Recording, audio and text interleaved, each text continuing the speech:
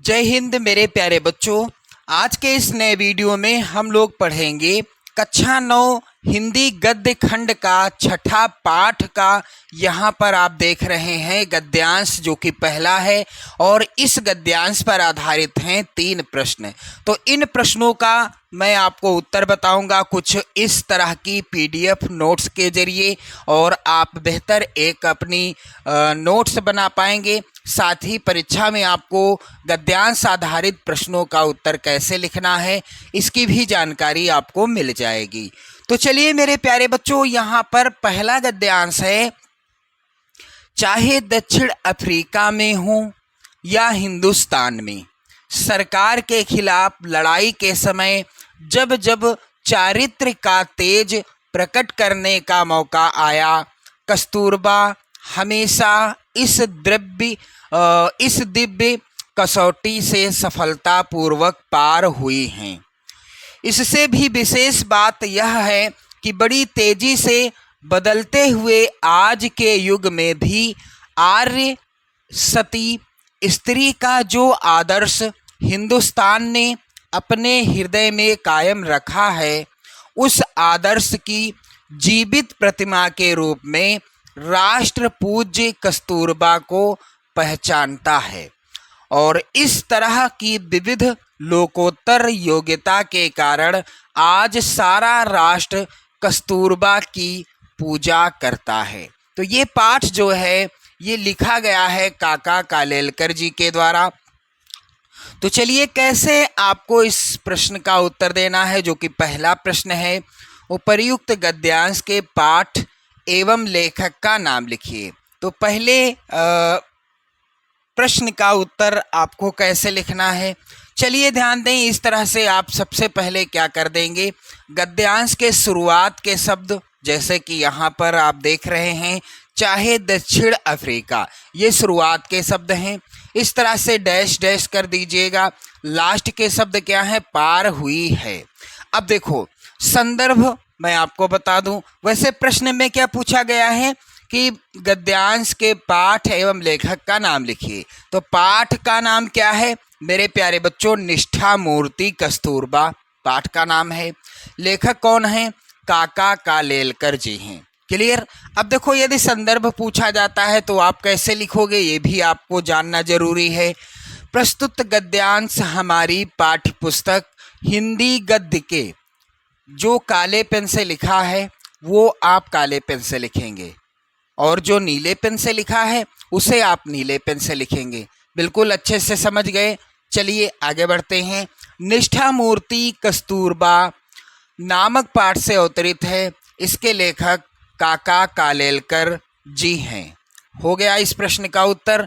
चलिए दूसरा प्रश्न यहाँ पर है, रेखांकित अंश की व्याख्या कीजिए। अब देखो मेरे प्यारे बच्चों, गद्यांश में रेखांकित अंश क्या है, चाहे दक्षिण अफ्रीका में हो या हिंदुस्तान में, सरकार के खिलाफ लड़ाई के समय जब जब चारित्र्य का तेज प्रकट करने का मौका आया, कस्तूरबा हमेशा इस दिव्य कसौटी से सफलतापूर्वक पार हुई हैं। अब देखो यहाँ पर ध्यान दीजिएगा, रेखांकित अंश की व्याख्या हेडिंग आप डाल देंगे। अब देखो कैसे लिखना है। कस्तूरबा का वर्णन करते हुए लेखक कहता है कि चाहे भारत में हो या दक्षिण अफ्रीका में, सरकार के खिलाफ संघर्ष के अवसर पर कस्तूरबा पीछे नहीं रहीं और उसका सफलतापूर्वक संचालन किया। इससे भी महत्वपूर्ण बात यह है कि कस्तूरबा ने आदर्श भारतीय नारी के स्वरूप का विधिवत पालन किया है। भारत ने स्त्री का जो आदर्श अपने हृदय में धारण किया है, कस्तूरबा उसकी प्रतिमूर्ति थी और इन्हीं गुणों के कारण कस्तूरबा भारतीय समाज में समादृत हैं। तो ये हो गई रेखांकित अंश की व्याख्या। अब देखो ये पूरे गद्यांश की व्याख्या है, ध्यान देना मेरे प्यारे बच्चों। अब देखो अगला प्रश्न यहाँ पर है कि किस योग्यता के कारण सारा राष्ट्र कस्तूरबा की पूजा करता है। तो यहाँ पर ध्यान दें, लिखा हुआ है कि इस तरह की विविध लोकोत्तर योग्यता के कारण आज सारा राष्ट्र कस्तूरबा की पूजा करता है। कैसे लिखा जाएगा उत्तर? कि विविध लोकोत्तर योग्यता के कारण आज सारा राष्ट्र कस्तूरबा की पूजा करता है। तो मेरे प्यारे बच्चों, पहले गद्यांश पर आधारित सभी प्रश्नों का उत्तर यहाँ पर आपने इस पीडीएफ नोट्स के जरिए देख लिया है। अब चलिए दूसरा गद्यांश यहाँ पर क्या है? दुनिया में दो अमोघ शक्तियाँ हैं, शब्द और कृति। इसमें कोई शक नहीं कि शब्दों ने सारी पृथ्वी को हिला दिया है, किंतु अंतिम शक्ति तो कृति की है। महात्मा जी ने इन दोनों शक्तियों की असाधारण उपासना की है।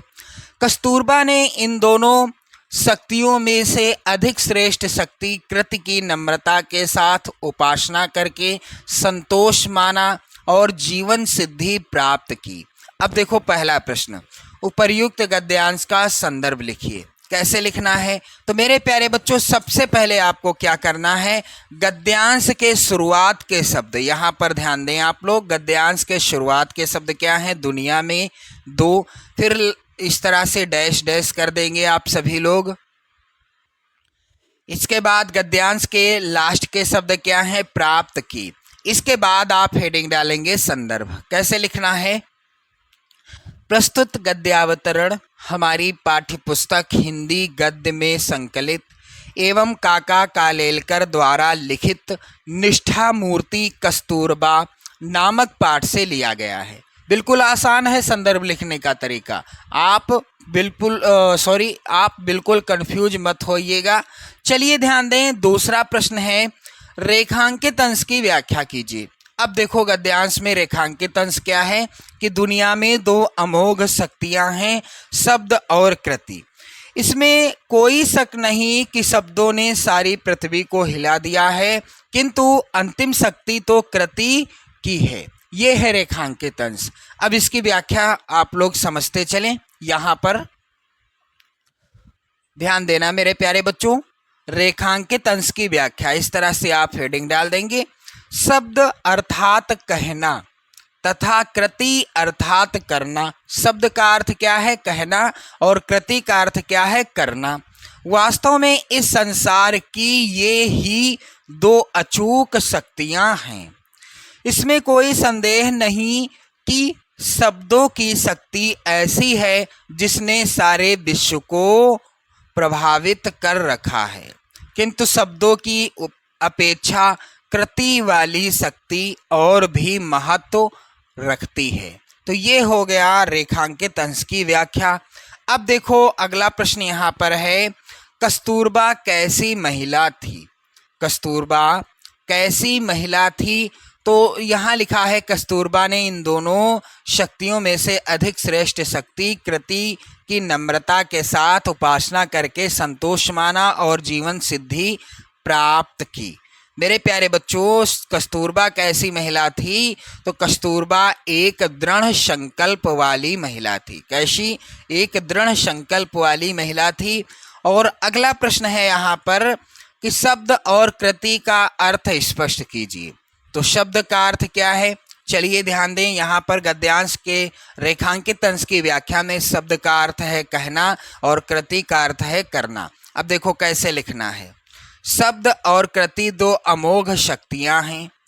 अब देखो अगला प्रश्न यहाँ पर है, गांधी जी ने किसकी उपासना की? तो गांधी जी ने, महात्मा जी ने इन दोनों शक्तियों की असाधारण उपासना की। कौन सी? शब्द और कृति की। शब्द और कृति की। चलिए इसका उत्तर कैसे लिखना है? तो गांधी जी ने शब्द और कृति दोनों शक्तियों की असाधारण उपासना की है। तो इस तरह से आपने देखा दूसरे गद्यांश पर आधारित सभी प्रश्नों का उत्तर। उम्मीद करता हूं कि आपको अच्छे से समझ में आ गया होगा। और एक बार शेयर कर देना आप लोग इस वीडियो को अपने सभी मित्रों में जो आपकी कक्षा में हैं। इसके बाद आप कमेंट करेंगे तो मैं आपको अगले गद्यांश यानी तीसरे गद्यांश पर आधारित जो भी यहाँ पर प्रश्न हैं, इन प्रश्नों को भी सॉल्व करा दूंगा। और मेरे प्यारे बच्चों, वीडियो को लाइक और शेयर कर दीजिएगा। चैनल पर नए हैं तो सब्सक्राइब कर लीजिएगा। जय हिंद।